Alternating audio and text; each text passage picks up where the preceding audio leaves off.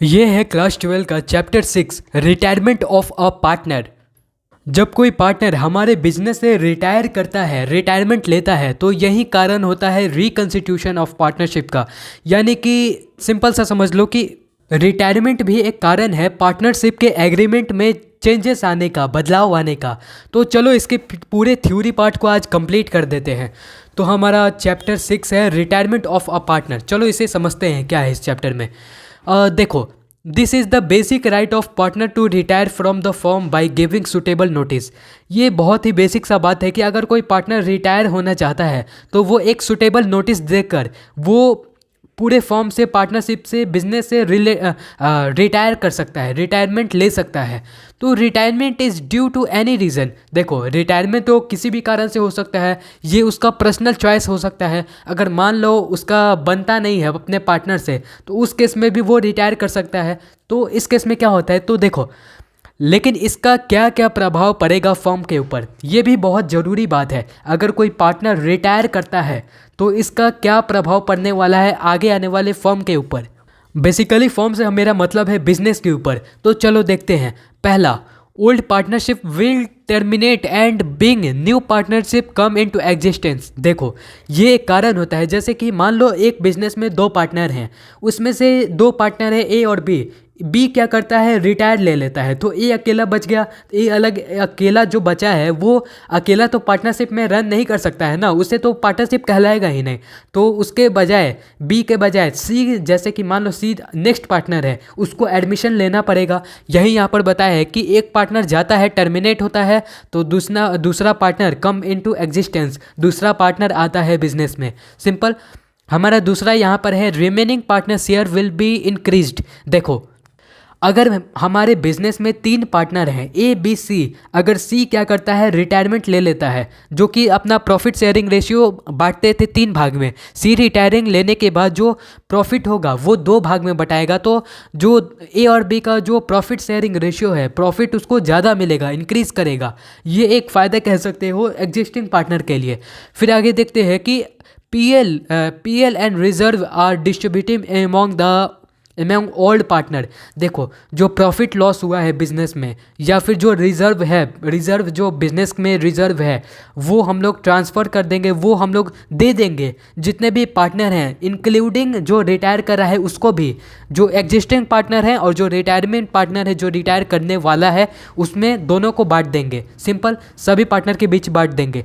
उसके बाद हमारा आता है goodwill of the firm has to be value and retaining partner goodwill has to be adjusted. देखो, इसका सिंपल सा मतलब ये है कि जो हमने क्या करना पड़ेगा, इसमें गुडविल का भी ट्रीटमेंट करना पड़ेगा। क्या ट्रीटमेंट करना है हमें, जैसे कि कोई पार्टनर है, ए पार्टनर है, तो ए रिटायर कर रहा है बिजनेस से, तो वो रिटायर करेगा तो वो अपना कैपिटल तो लेगा ही लेगा, जो प्रॉफिट है, जो रिजर्व है, वो लेगा ही लेगा, लेकिन साथ में गुडविल का अमाउंट भी लाएगा। क्योंकि देखो, जब हम लोग एडमिशन चैप्टर पढ़े थे तो एडमिशन में हमने क्या देखा था, एक जो पार्टनर आता है वो कैपिटल लाता है और कैपिटल के साथ गुडविल का अमाउंट भी लाता है। तो जब रिटायरमेंट लेगा तो कैपिटल तो ले जाएगा ही ले जाएगा, साथ में गुडविल भी ले जाएगा अपने हिस्से का। तो इसीलिए हमें गुडविल फाइंड करना होता है पूरे फर्म का, और वो फर्म का गुडविल हम लोग बांट देंगे, जो रिटायर करा है उसको दे देंगे। सिंपल। फिर आता है हमारा payment of retiring partner has to be made. ये सिंपल सा बात है, जो पेमेंट करना है, जो कैपिटल का हो गया, प्रॉफिट का, रिजर्व का, जो भी पेमेंट करना है वो हम लोग पेमेंट कर देंगे। ये सब बदलाव आते हैं, ये सब करना पड़ता है अगर कोई पार्टनर रिटायर करता है बिजनेस से तब।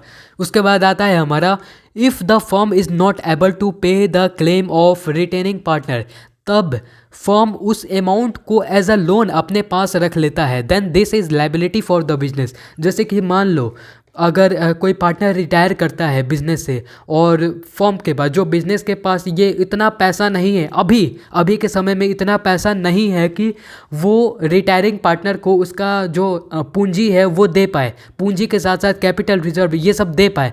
तो क्या करता है कि जो बिजनेस है वो क्या करता है कि जो अमाउंट जो देना है, जो रिटायरिंग पार्टनर को देना है, उस अमाउंट को एज अ लोन के तौर पर अपने पास रख लेता है, और तब उसके बाद रखने के बाद वो लाइबिलिटी में आ जाता है, वो बिजनेस के लाइबिलिटी कहलाता है। समझे, वो बिजनेस का लाइबिलिटी कहलाता है। और उस लोन पर इंटरेस्ट भी देना पड़ता है जो रिटायरिंग पार्टनर है उसको। सिंपल।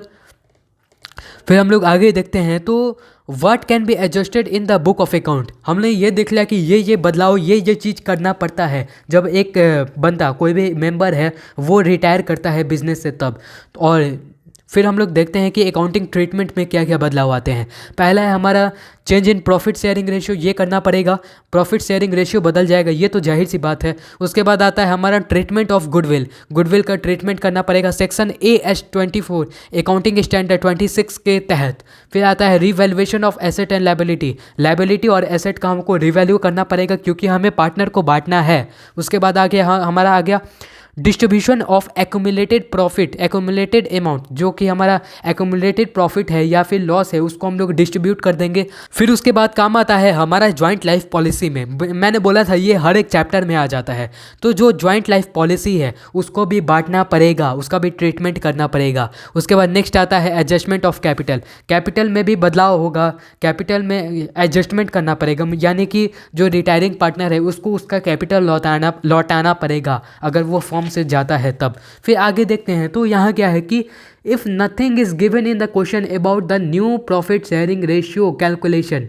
अगर देखो ये एक बहुत अच्छा सवाल है, अगर क्वेश्चन में ही नहीं दिया होता है कि न्यू प्रॉफिट शेयरिंग रेशियो कितना है जो एग्जिस्टिंग पार्टनर है, जैसे कि ABC 3 पार्टनर है, अगर C रिटायर कर जाता है तो A और B का क्या रेशियो होगा, ये क्वेश्चन में अगर नहीं दिया रहता है तो उस समय क्या करोगे, उस कंडीशन में remaining ratio is new profit sharing ratio, जो कि पहले का रेशियो चलता आ रहा है वही नया रेशियो बन जाएगा A और B के लिए। सिंपल। देखो क्वेश्चन के हिसाब से हम लोग समझते हैं। इसमें यहाँ पर दिया है क्वेश्चन में इफ़ ABC 3 पार्टनर हैं वो अपना प्रॉफिट शेयर करते हैं 5:4:1 में, तो हम लोग कैलकुलेट करेंगे। अगर ये नहीं दिया है कि न्यू प्रॉफिट शेयरिंग रेशियो कितना होना चाहिए तो हम लोग क्या करेंगे, तो यहाँ पहला हमारा सवाल है कि व्हेन A रिटायर, अगर ABC में अगर A रिटायर कर जाता है तो B और C का प्रॉफिट शेयरिंग कितना रहेगा। देखो यहाँ पर ओल्ड ये दिया है और न्यू हमें निकालना है। जैसे कि A रिटायर कर जाता है तो B और C का कितना रहेगा, A रिटायर कर गया तो A का हटा दो और जो BC का तुम्हारा रेशियो है वही रेशियो ओल्ड वाला न्यू बन जाएगा। सिंपल, यही तो बताया है। और अगर B का निकालना है तो A और C, B अगर रिटायर कर जाता है तो A और C का जो पुराना वाला था 5 और यहाँ पर 1, तो 5:1 यहाँ पर निकल जाएगा और C का वैसे ही निकाल देंगे। यही यहाँ पर बताया गया है कि रिमेनिंग रेशियो जो कि हमारा पुराना वाला रेशियो है वही नया वाला रेशियो बन जाएगा। तो यहाँ पर आगे चलकर हम लोग क्वेश्चन को देखना शुरू करते हैं कि किस तरह से इंटरेस्टिंग क्वेश्चन इस चैप्टर में बन सकता है। तो देखो पहला हमारा है PQR, 3 पार्टनर हैं जिनका प्रॉफिट और लॉस शेयरिंग रेशियो 3:2:1 है, ये याद रखना। देन R, अगर मान लो PQR में से R अगर रिटायर कर जाता है और selling his share to Q।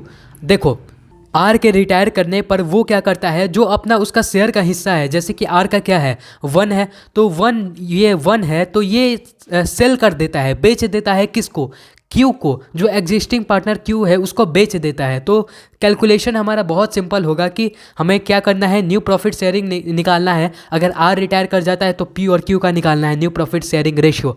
इसमें देखो क्या होता है कि न्यू शेयर क्या होता है, न्यू शेयर मेरे को निकालना है तो new share is equal to old share plus acquired share. Simple. देखो कैसे यहाँ पर बनता है, old share of P, old share P का कितना है, ओल्ड शेयर P का कितना है 3/6 और न्यू शेयर 3/6। इसमें तो P के शेयर में कुछ अंतर नहीं आ रहा है, P उतना सेक्रीफाइस भी नहीं कर रहा है, उतना गेन भी नहीं कर रहा है, कुछ नहीं कर रहा है। यहाँ पर जो लेन देन हो रहा है वो Q और R के बीच में हो रहा है।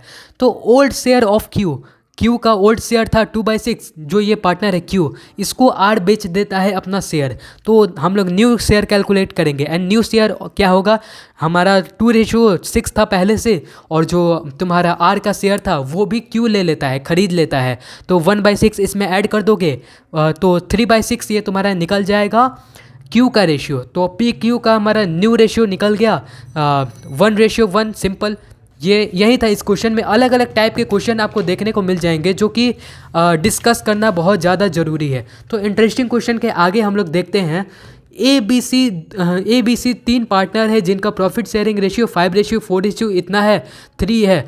बी रिटायर कर जाता है और उसका and his share are divided equally between the A and C. B retire करने के बाद जो भी शेयर बचेगा, जो भी प्रॉफिट होगा, वो ए और सी बराबर बराबर बांटना चाहता है। तो हमें फाइंड करना है न्यू शेयरिंग रेशियो। तो इसके लिए हम लोग सोल्यूशन को ध्यान से देखेंगे। ए और बी का शेयर कितना है, जो बी रिटायर कर रहा है, पार्टनर बी का शेयर है 4:12 है, 4:12 है। तो when can divide equally between A and C. देखो ये जो 4:12 है ये बराबर बराबर, यानी कि जो ये रिटायर कर रहा है ये तुम्हारा सेक्रीफाइस कर रहा है, तो गेनिंग कितना होगा, ए और सी में ये बराबर बराबर बटेगा क्वेश्चन के अकॉर्डिंग। तो हम लोग निकाल लेंगे 4:12 है यहाँ पर, इसका हम लोग आधा कर लेंगे, आधा करेंगे तो ए कितना गेन करता है 2/12, वैसे ही सी कितना गेन करता है 2/12, बराबर बराबर आ गया हमारा। तो हम निकाल लेंगे ए का न्यू शेयर कितना है, पहले का शेयर में हम लोग प्लस कर देंगे 2/12, हमारा इतना निकल जाएगा, और सी में भी प्लस कर देंगे इतना, तो हमारा 5/12 निकल जाएगा। और हमारा न्यू प्रॉफिट शेयरिंग रेशियो देखो कितना है 7:5 हमारा निकल गया न्यू प्रॉफिट शेयरिंग रेशियो।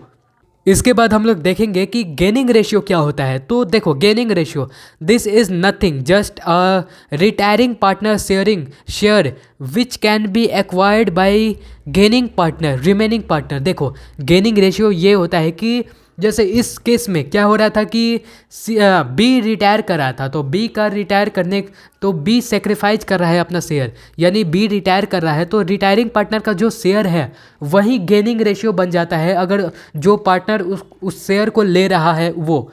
जैसे कि क्वेश्चन के अकॉर्डिंग हम लोग देखते हैं ए बी सी 3 पार्टनर है जो इक्वली पार्टनर हैं, यानी कि 1:1 में अपना प्रॉफिट और लॉस शेयर करता है। तब क्या होगा कि बी अगर मान लो रिटायर कर गया, बी रिटायर कर जाता है, तो remaining partner decide to share profit in the ratio. जो बाकी का पार्टनर है वो उन्होंने डिसाइड किया कि वो अपना 5:4 में अब प्रॉफिट रेशियो डिस्ट्रीब्यूट करेंगे, प्रॉफिट शेयरिंग रेशियो डिस्ट्रीब्यूट करेंगे। तो हमें क्या निकालना है, गेनिंग रेशियो इस केस में निकालना है। गेनिंग रेशियो अपने लिए कितना है, ए और सी के लिए गेनिंग रेशियो कितना है ये निकालना है। तो सोल्यूशन में हम देखते हैं गेनिंग रेशियो बराबर होता है न्यू माइनस ओल्ड रेशियो। ये हमेशा ध्यान में रखना, gaining ratio is equal to new minus old ratio. तो ए कितना गेन करता है, न्यू रेशियो कितना है, न्यू रेशियो ए का है 5/9 है, और ओल्ड रेशियो कितना है 1/3 है। तो हम इसको एलसीएम लेके इसको निकाल लेंगे, 2/9 हमारा गेनिंग रेशियो ए का निकल गया, और सी गेन कर रहा है कितना 4/9 इसका न्यू रेशियो है, इसमें से ओल्ड माइनस कर देंगे तो इतना निकल गया, यानी 2:1 यानी कि ए और सी 2:1 में अपना प्रॉफिट शेयर करेगा, यानी कि ये गेनिंग रेशियो निकल गया। आगे देखते हैं, हम यहाँ पर दिखा गया है कि डिस्ट्रीब्यूशन ऑफ गुडविल को कैसे डिस्ट्रीब्यूट करेंगे। यहाँ तो हमने देखा कि कैसे प्रॉफिट को शेयर करना है, यानी कोई पार्टनर रिटायर करता है तो उसका प्रॉफिट कौन लेगा, कैसे लेगा, ये हमने देखा है क्वेश्चन में। तो यहाँ पर गुडविल का यहाँ पर बात आता है, डिस्ट्रीब्यूशन ऑफ गुडविल। देखो पहला केस है कि when goodwill is not appearing in the book of account. अगर मान लो गुडविल को डिस्ट्रीब्यूशन करना है, गुडविल का डिस्ट्रीब्यूशन करना है, तो मान लो अगर गुडविल बुक में दिया ही नहीं गया है, गुडविल का वैल्यूएशन बुक में किया ही नहीं गया है तब, या फिर दूसरा केस हो सकता है कि when the goodwill is appearing in the book. अगर गुडविल का जो वैल्यूएशन है बुक में किया गया है, बुक में दिया गया है, तब क्या होगा। इंटरेस्टिंग क्वेश्चन में क्वेश्चन बेस्ड हम देखते हैं कि क्या क्वेश्चन क्या कहता है और उसे सॉल्व कैसे किया जाएगा। देखो ए बी सी 3 पार्टनर है जिनका प्रॉफिट शेयरिंग रेशियो इतना है, सी रिटायर कर जाता है, और the value of the business goodwill, पूरे बिजनेस का जो वैल्यू किया गया है वो 30,000 आता है। तो फ्यूचर ए और बी जो कि बचा हुआ पार्टनर है agree to share profit in the ratio, future में एग्री करता है 7:3 में वो अपना प्रॉफिट या फिर लॉस को शेयर करेगा, बांटेगा। तो इसमें क्या है कि give entry of goodwill without open account. अगर मेरे को गुडविल अकाउंट बिना ओपन किए हुए ये बताना है, एंट्री पास करना है और बताना है कि कितना गुडविल हम देंगे सी को, जो रिटायर कर रहा है उसको देना पड़ेगा ना उसका। अगर वो रिटायर कर रहा है तो वो अपने कैपिटल ले जाएगा, कैपिटल के साथ गुडविल का अमाउंट है, गुडविल का अमाउंट भी ले जाएगा। तो चलो निकालते हैं सोल्यूशन। सोल्यूशन में हम देखते हैं कि पहला हमें गेनिंग रेशियो निकालना है कि कौन पार्टनर गेनिंग कर रहा है, और जो पार्टनर गेन करेगा वही पार्टनर क्या करेगा, गुडविल का पैसा जो रिटायर कर रहा है वो पार्टनर को देगा। ये हमेशा ध्यान में रखना। तो गेनिंग रेशियो निकाल लेंगे, न्यू माइनस ओल्ड रेशियो। ए गेन कर रहा है, ए का रेशियो न्यू वाला और ओल्ड वाला में माइनस कर देंगे, तो गेन कर रहा है 3/10 से गेन कर रहा है। बी भी गेन कर रहा है क्या, तो बी को चेक करते हैं। बी का ये न्यू रेशियो इतना है, ओल्ड रेशियो इतना है, तो हमारा आता है कि नो गेन। बी कोई गेन कर ही नहीं रहा है, ये हमेशा याद रखना। बी कोई गेन नहीं कर रहा है। और जो सी रिटायर किया है तो सी का हम लोग गुडविल निकाल लेंगे, क्योंकि सी को हमें गुडविल का पैसा पे करना है। तो गुडविल का कितना शेयर था, जैसे कि टोटल वैल्यू कितना हुआ था फॉर्म का, गुडविल 30,000 का गुडविल था पूरे बिजनेस में, और सी का शेयर था 3/10। तो हम लोग इसको कटा के गुडविल निकाल लेंगे। 9,000 का गुडविल है सी के पास, तो हम लोग एंट्री करेंगे। तो एस कैपिटल अकाउंट डेबिट, ए का कैपिटल अकाउंट डेबिट होगा, क्योंकि ये पैसा देगा कौन, ये पैसा देगा ए, देगा किसको, सी को, रिटायरिंग पार्टनर को, क्योंकि वो गेनिंग रेशियो में आता है, गेनिंग पार्टनर है इसीलिए। टू सीज कैपिटल अकाउंट 9,000 यहाँ पर आ गया गुडविल का अमाउंट। ए ने दिया किसको, सी को दिया, सीज कैपिटल अकाउंट में वो ट्रांसफर हो गया। नरेशन यहाँ पर है, being C's share of goodwill be adjusted, C का जो शेयर है गुडविल का वो एडजस्ट हो गया। चलो आगे देखते हैं एक और इंटरेस्टिंग क्वेश्चन को। इसमें क्या है कि लाला एंड, इसमें क्या दिया गया, सॉरी यहाँ पर देखते हैं, यहाँ पर सॉरी मेरा हो गया, यहाँ पे हम लोग देखते हैं कि लाला, विक्रम एंड पाल, सॉरी देखो, लाला, विक्रम और पाल 3 पार्टनर हैं जिनका प्रॉफिट शेयरिंग रेशियो इतना है। Goodwill of the book, goodwill book में दिया गया है 36,000 का, हमेशा नोट करके रखना। गुडविल है बुक में दिया गया है 36,000 का। पाल टेक रिटायरमेंट, जो 3 पार्टनर है उसमें से पाल जो है वो रिटायर कर जाता है।